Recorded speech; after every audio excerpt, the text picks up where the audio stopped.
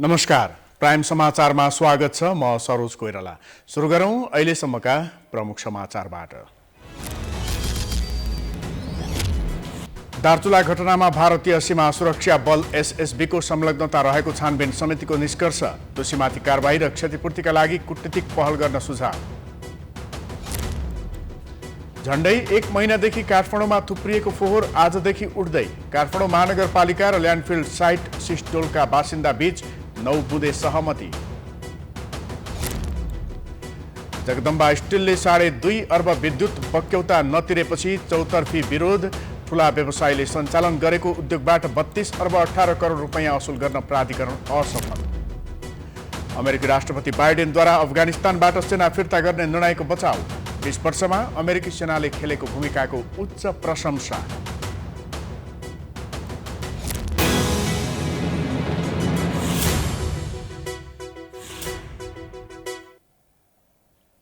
अब समाचार विस्तारमा। सरकारद्वारा गठित दार्चुला घटना छानबिन समितिले तुइन चुडाउने कार्यमा भारतीय सशस्त्र सीमा बल एसएसबीको संलग्नता रहेको निष्कर्ष निकालेको छ। सरकारलाई प्रतिवेदन बुझाउँदै समितिले घटनामा संलग्न एसएसबी माथि अनुसन्धान गरी दोषीमाथि कारबाही र उचित क्षतिपूर्तिका लागि भारत समक्ष कूटनीतिक पहल गर्न सुझाव पनि दिएको छ। गृह मन्त्रालयका प्रवक्ता फणीन्द्र मणि पोखरेलले विज्ञप्ति निकाली दार्चुलाको तुइन घटना छानबिन गर्न गठित समितिले गृहमन्त्री बालकृष्ण खाँडलाई प्रतिवेदन बुझाएको भन्दै यस सम्बन्धी संक्षिप्त जानकारी विवरण दिइएको हो।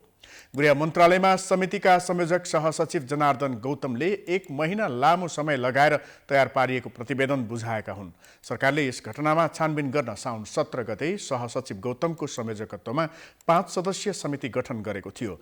2078 साउन 15 गते दार्चुलाको ब्यास गाउँपालिका 2 मालका 33 वर्षका जयसिंह धामी तुइनबाट खसेर महाकालीमा बेपत्ता भएका थिए। उनको खोजी भइरहे पनि अहिलेसम्म फेला पार्न सकिएको छैन। सरकारले समितिको प्रतिवेदन नआउँदै परिवारलाई 10 लाख रुपैयाँ क्षतिपूर्ति दिने निर्णय पनि गरिसकेको छ। करिब 2 महिनादेखि उठ्न नसकेको काठमाडौँ उपत्यकाको फोहोर आजबाट उठ्ने भएको छ। वर्षाका कारण अवरोध भएको सिस्टोलको सडक निर्माण हुने भएपछि फोहोर व्यवस्थापन हुन लागेको हो। एक रिपोर्ट। विगत 2 महिनादेखि काठमाडौँ उपत्यकाको फोहोर सङ्कलन हुन सकेको थिएन, जसले गर्दा काठमाडौँका सडक र चोकहरू दुर्गन्धित बनेका छन्। चौतर्फी विरोध र आलोचना भएपछि प्रधानमन्त्री शेरबहादुर देउवाले मंगलबार सम्बन्धित निकायलाई तत्काल फोहोर व्यवस्थापन गर्न निर्देशन दिएका थिए। मंगलबार काठमाडौँका मेयर विद्यासुन्दर साक्यको संयोजकत्वमा काठमाडौँका प्रमुख जिल्ला अधिकारी, सडक विभागका महानिर्देशक, प्रहरी वरिष्ठ उपरीक्षक लगायत सहितको बैठकले यस्तो निर्णय गरेको हो। अहिलेका लागि फोहोर उठाउने व्यवस्था गरिए पनि काठमाडौँमा यो समस्या दीर्घकालीन रूपमा समाधान हुन सकेको छैन, जसले गर्दा शहर नै पटक पटक दुर्गन्धित हुने र संक्रमक रोग फैलने खतरा बढेको छ। त्यति मात्रै होइन, बर्सातको समयमा फोहोरले ढल थुनिँदा डुबानको जोखिम पनि बढेको छ। धेरै छ। अघि भने जस्तै त्यो प्रदूषण पनि हुन्छ हैन, डुबानमा पनि हुन सक्छ, अथवा चाहिँ भनौँ न अस्तव्यस्त सहर हुन सक्छ हैन। अन्य ठाउँमा पनि यो भएको हामीले देखेका छौँ। काठमाडौँमा पनि हुने सम्भावना छ, भयो नै। विशेष गरिकन यो प्लास्टिक झोलाहरूले चाहिँ त्यो ढलहरू जाम गर्ने सम्भावनाहरू धेरै रहन्छ। यता उपत्यकाका स्थानीय तहहरूले भने लामो समयदेखि बन्चरे डाँडाको ल्यान्डफिल्ड साइटको आश गर्दै आइरहेका छन्। करिब 16 वर्ष अगाडिदेखि निर्माण गर्ने परिकल्पना गरिएको बन्चरे डाँडा अझैसम्म पनि बन्न सकेको छैन। 2075 सालदेखि आयोजना सम्पन्न गर्ने जिम्मेवारी पाएको शहरी विकास तथा भवन निर्माण विभागले पटक पटक म्याद थप गर्दै आयोजना मिति लम्ब्याउँदै आएको छ। हालसम्म आयोजनाको 75% काम सम्पन्न भइसकेकाले अब छिट्टै उपत्यकाको स्थानीय तहलाई हस्तान्तरण गर्ने तयारी भइरहेको शहरी विकास तथा भवन निर्माण विभागका senior divisional engineer Manoj Nakarmi बताउँछन्। भौतिक प्रगति चाहिँ समग्र रूपमा पहिलो चरणको जुन फर्मुला व्यवस्थापन गर्नलाई आवश्यक पर्ने पूर्वाधारहरू पहिलो ठेक्कामा समावेश छ, त्यसको प्रगति चाहिँ करिब 75% भन्दा बढी भइसकेको छ। तीनटा कुराहरू भयो, बाटो भयो, त्यसपछि ल्यान्डफिल साइटको इनिसियल डेभलपमेन्ट, त्यसपछि त्यो ल्यान्डफिल साइट सञ्चालन गर्न आवश्यक पर्ने भवन लगायतका भौतिक पूर्वाधारहरू भयो। त्यो भौतिक पूर्वाधारहरू भयो, त्यसपछि यिनीहरूको समग्र प्रगति चाहिँ 75% प्लस छ। अहिले सेल 1 चाहिँ सञ्चालन ल्याउनलाई विभिन्न प्रयास, किनभने निर्माण कार्य सम्पूर्ण रूपमा नसकिए तापनि फर्मुला चाहिँ को समस्या सम्बोधन होस् भनेर चाहिँ सेल 1 चाहिँ र त्यसका लागि आवश्यक पर्ने पूर्वाधारहरूको चाहिँ निर्माण कार्य अगाडि बढिरहेको अवस्था। तर वातावरणविदहरू भने बन्चरे डाँडा उपत्यकाको फोहोर व्यवस्थापन गर्ने दीर्घकालीन स्थल भने हुन नसक्ने बताउँछन्। यसैले सरकारले क्षणिक भन्दा पनि दीर्घकालीन सम्भाव्यता अध्ययन गरेर मात्र फोहोर व्यवस्थापनका लागि कदम चाल्न जरुरी देखिन्छ। क्यामेरामा अमृत भट्टका साथ दीक्षा गौतमको रिपोर्ट। समाचारको सिलसिला जारी छ, हामी विश्रामपछि आउँछौँ।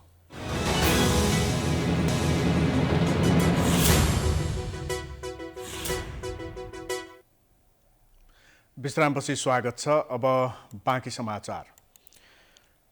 राष्ट्र निर्माणमा समर्पित र म बनाउँछु मेरो देश बलियो भन्दै विज्ञापन बजाउने जगदम्बा सिमेन्ट र स्टिलसँगै दर्जन बढी विभिन्न उद्योग सञ्चालन गर्दै आएको शङ्कर ग्रुपले अर्बौं रुपैयाँ विद्युत महसुल तिरेको छैन। अन्य ठूला उद्योगीले सञ्चालन गरेको उद्योगहरूले 15 अर्ब 53 करोड 58 लाख रुपैयाँ तिरेका छैनन्। एक रिपोर्ट। अग्रवालहरूको घरानी आ बिजनेस कम्पनीका रूपमा विस्तार भएको शङ्कर ग्रुपमा अहिले सिमेन्ट उद्योग, स्टिल उद्योग, Motors, hydro, hotel, insurance company, school लगायतका दर्जनौं बढी उद्योगहरू छन्। तर शङ्कर ग्रुप पटक पटक गैर कानुनी क्रियाकलापमा संलग्न रहँदै आएको छ। यसअघि भ्याट छली, कबाडी सामानबाट गुणस्तरहीन रड उत्पादन, डेडिकेटेड फिडर लाइन लगायतका प्रकरणमा मुछिएको शङ्कर ग्रुपका सञ्चालकहरूले देशका विभिन्न कानुनका छिद्रहरू प्रयोग गर्दै अनियमितता गर्दै आएको पाइएको छ। शङ्कर ग्रुपले यसअघि 2068 सालमा भ्याट छली गरेर आफ्नो CIP सम्मान नै गुमाएको थियो।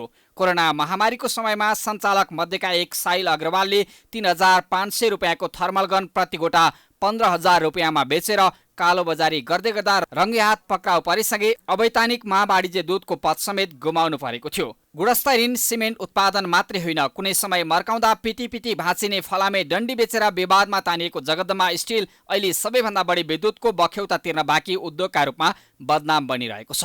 शङ्कर ग्रुप अन्तर्गतको जगदम्बा स्टिलका सञ्चालक साइल अग्रवालले मात्रै 2 अर्ब 50 करोड बख्यौता तिर्न बाँकी रहेको विद्युत प्राधिकरण बताउँछ।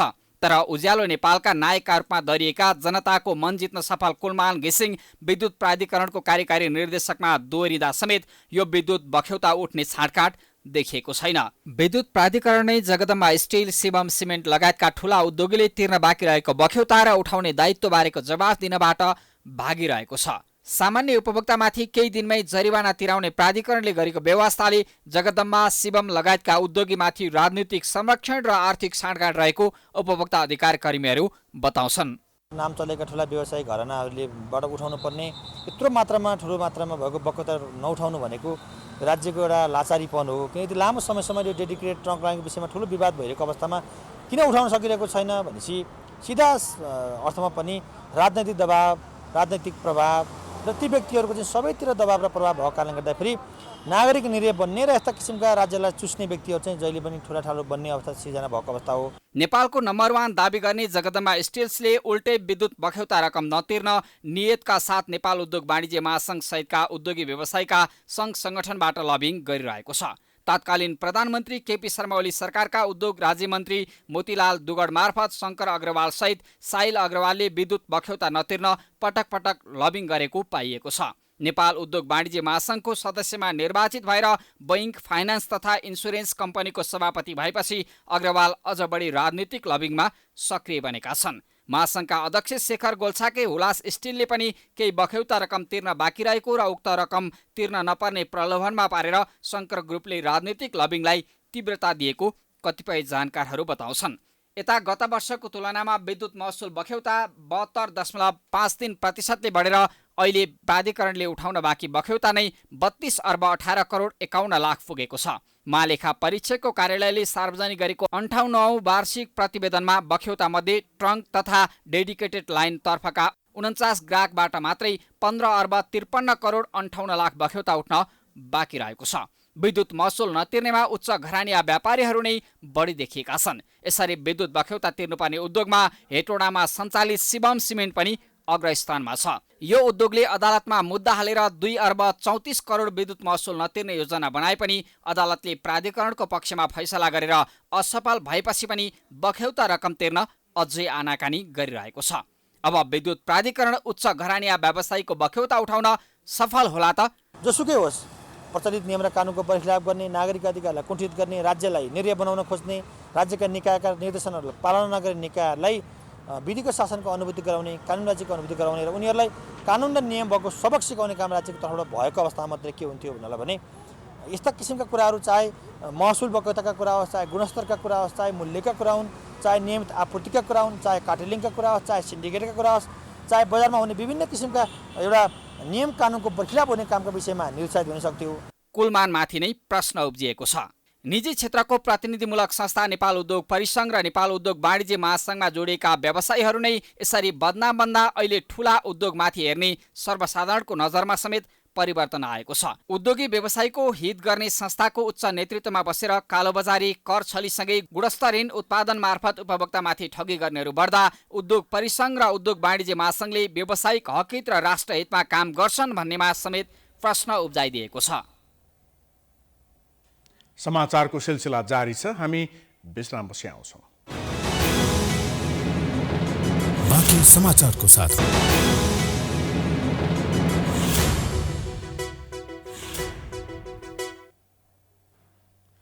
विश्रामपछि स्वागत छ। अब अन्तर्राष्ट्रिय समाचार।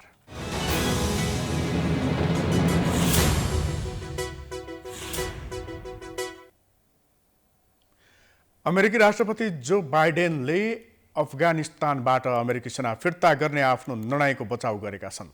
राष्ट्रका नाममा सम्बोधन गर्दै राष्ट्रपति बाइडेनले अफगानिस्तानमा योभन्दा बढी लामो समय बस्नु उचित नभएको बताए। अमेरिकी सेना फिर्ता हुँदा तालिबान लडाकुहरू सत्तामा फर्किए पनि 20 वर्षमा अमेरिकी सेनाले प्रशंसनीय काम गरेको बताए। बाइडेनले अफगानिस्तानमा 20 वर्षे अमेरिकी उपस्थितिको अन्त्य भएको एक दिनपछि राष्ट्रको नाममा सम्बोधन गरेका हुन्। उनले तालिबान शासनबाट भाग्न चाहने 1,20,000 भन्दा बढी मानिसहरूको उद्धार गरेकोमा सेनाको प्रशंसा समेत गरे। अहिले इस्लामवादी लडाकुहरूले आफ्नो विजयको उत्सव मनाइरहेका छन्। अमेरिकी नेतृत्वको सेना 2001 मा अफगानिस्तान गएको थियो।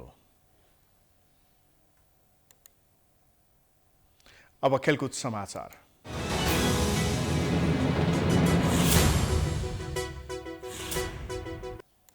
यो सँगै हामी समाचारको अन्त्यमा आइपुगेका छौँ। जाँदा जाँदै प्रमुख समाचार पुनः एकपटक। दार्चुला घटनामा भारतीय सीमा सुरक्षा बल एसएसबीको संलग्नता रहेको छानबिन समितिको निष्कर्ष। दोषीमाथि कारबाही र क्षतिपूर्तिका लागि कूटनीतिक पहल गर्न सुझाव। झण्डै 1 महिनादेखि काठमाडौँमा थुप्रिएको फोहोर आजदेखि उठ्दै। काठमाडौँ महानगरपालिका र ल्यान्डफिल्ड साइट सिस्डोलका बासिन्दाबीच 9 बुँदे सहमति। जगदम्बा स्टिलले 2.5 अर्ब विद्युत बक्यौता नतिरेपछि चौतर्फी विरोध। ठूला व्यवसायले सञ्चालन गरेको उद्योगबाट 32 अर्ब 18 करोड रुपैयाँ असुल गर्न प्राधिकरण असफल। अमेरिकी राष्ट्रपति बाइडेनद्वारा अफगानिस्तानबाट सेना फिर्ता गर्ने निर्णयको बचाउ। 20 वर्षमा अमेरिकी सेनाले खेलेको भूमिकाको उच्च प्रशंसा। समाचार अहिलेलाई सकियो। हेर्दै गर्नुहोला प्राइम टाइम्स टेलिभिजन। नमस्कार।